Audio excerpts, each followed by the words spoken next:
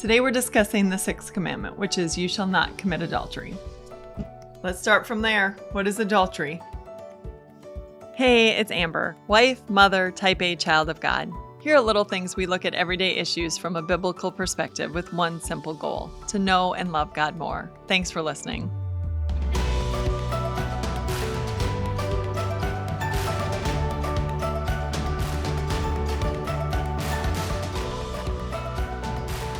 Before we get to the 10 Commandments, I want to remind you that Pastor Jeremy Maddock is also covering the 10 Commandments in his podcast, Bible Breath.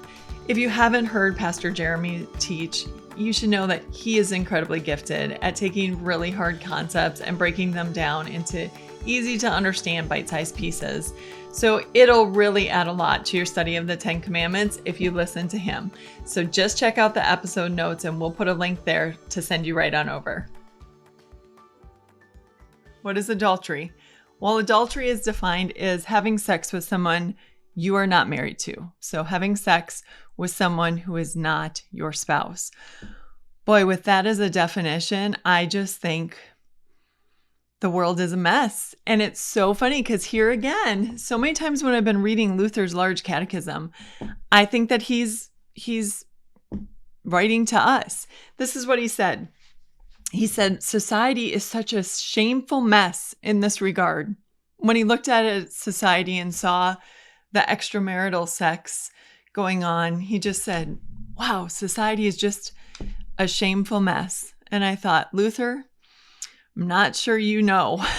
I don't know how bad it was then. And I know that it's been bad at different times in history. So it's worth really taking a look at this because it is so anti-culture to live according to this commandment.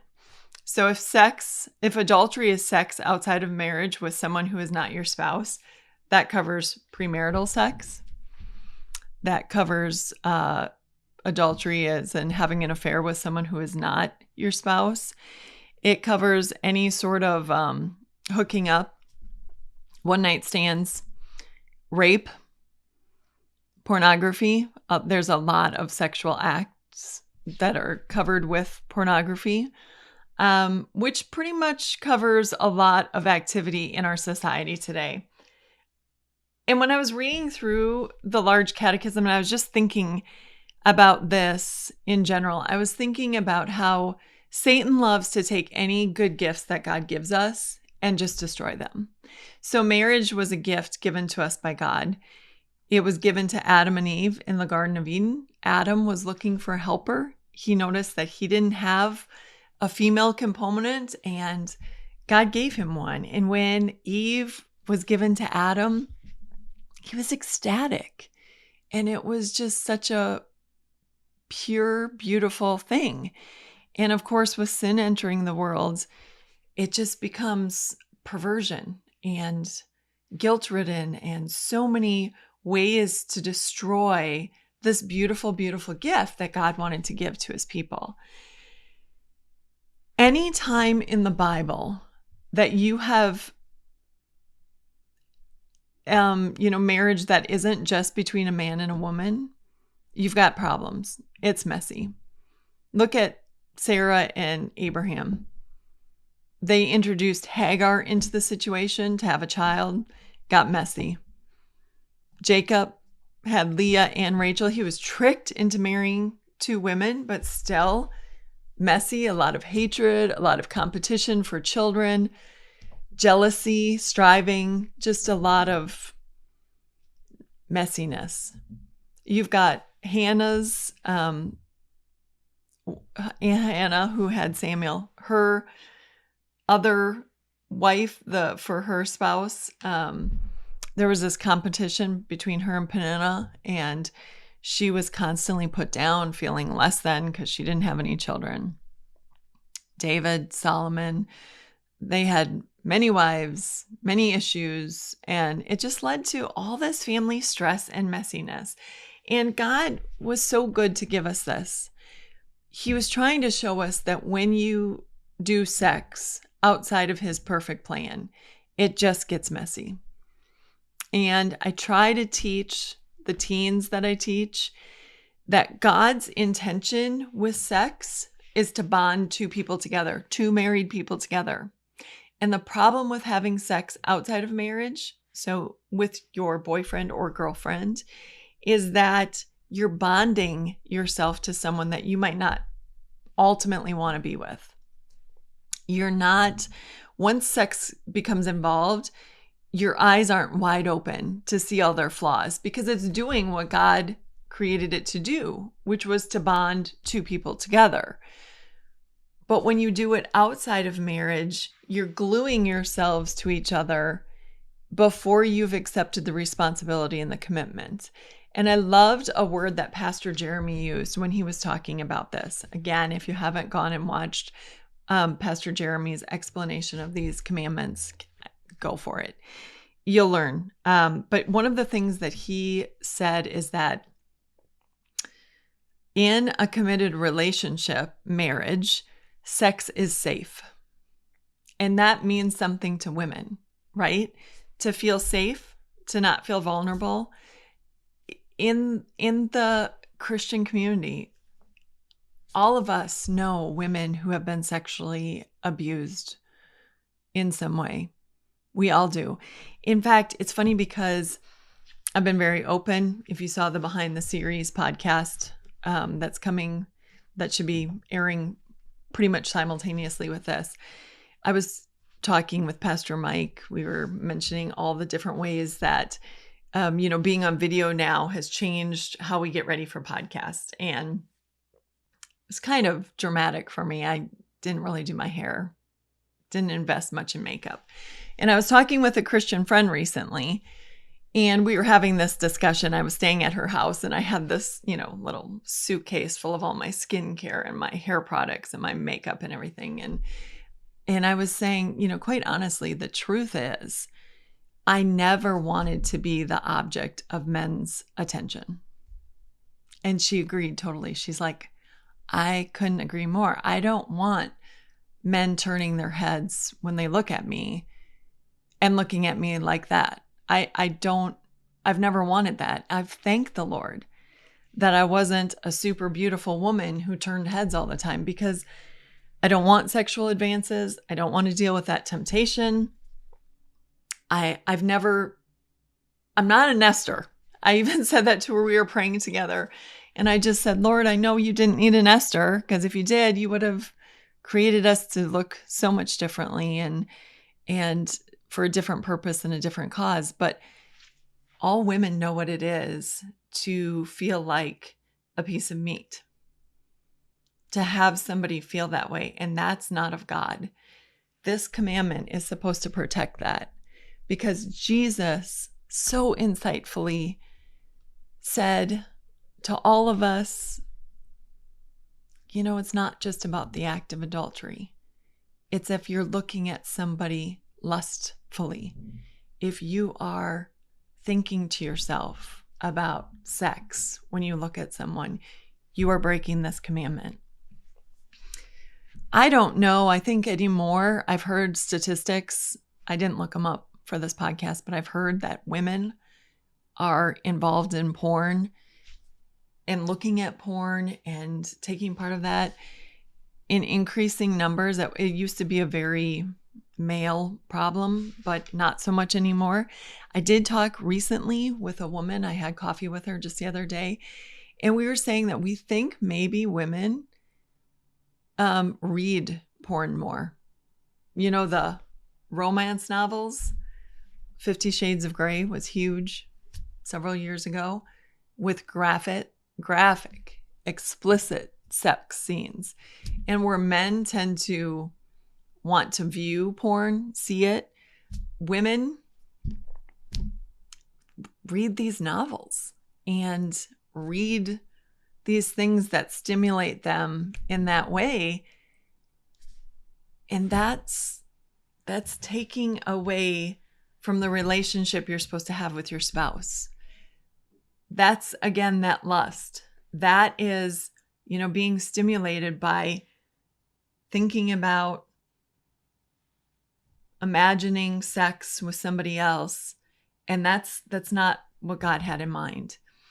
Our society in general is so confused we don't even define marriage as between a man and a woman anymore. I looked up the definition for marriage and it said a legal union of two people. Doesn't say what genders, doesn't say, it's just two people who want to be married. And just know that that confusion is not of God. God's not confused. He established it. He gave it to us. It's a beautiful gift. And I love, like I said, Pastor Jeremy's words. It's safe when you're in that commitment and you have this responsibility that goes with. So, by that, I mean, when you get pregnant in a marriage, you're not freaking out to the extent that you would be if you're just dating someone, because you've already committed to each other and you know that this can happen. And so when you have a pregnancy, it's sort of like, well, there we go. Whereas if you're not in that committed relationship, that safe relationship where the person's going to stick around no matter what, that's when you start looking for other answers. We've got to get rid of this problem now because we're not in a position to have a baby. And things get out of hand really quickly. Luther, this is the one point I just wanted to bring this out because I've done so much. I've told you guys so much to go get, the large catechism and work your way through it yourself. Every once in a while, Luther says something that is a little hard for us to understand. So he was a monk in a monastery for a while, and he starts talking about nuns and priests and other monks. And he said, look, I'd love to tell you that these guys were living a sexually pure life, but that's just not true. He said there's plenty of prostitution going on in the walls of the cloister, among the priests, the nuns, the monks, whatever, which again, I have nothing to say to that except for that. That's probably something that we don't necessarily think about so much today. Luther made a point that I think is worth saying. He said, not many people are meant to be single. God gives the gift of singleness to some people, but not to many. And we have to be careful because the Catholic Church had imposed this as a mandate for priests. He said it's really important to not tell people that they have to be single. If they have a desire, a natural desire to be married, then they should pursue marriage. That we shouldn't tell people, and I see this so often with us. My kids are teens and young adults now. My son is getting married this year. He's 20 years old. We are encouraging him.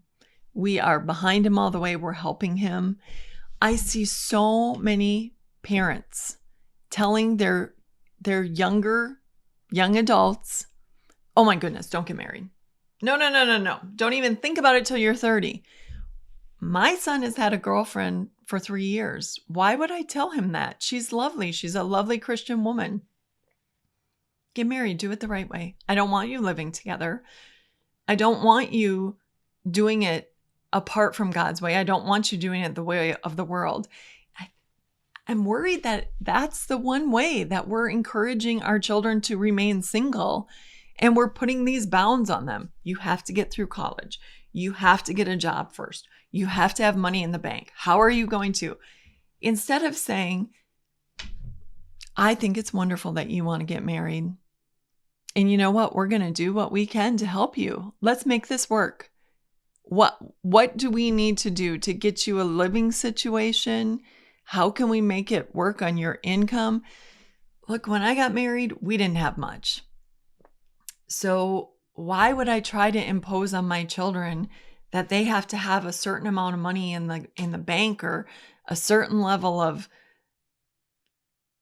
money in order to do this? So we have to be a little bit careful.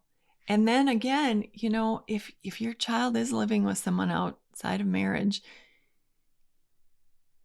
you should probably be talking to them about marriage and the importance of that and providing that safe environment in order to have that sexual relationship. Okay, I'm just going to mention two things. Pastor Mike recently said that if a woman wants to make her husband feel great about himself, don't look at, sex is like a chore.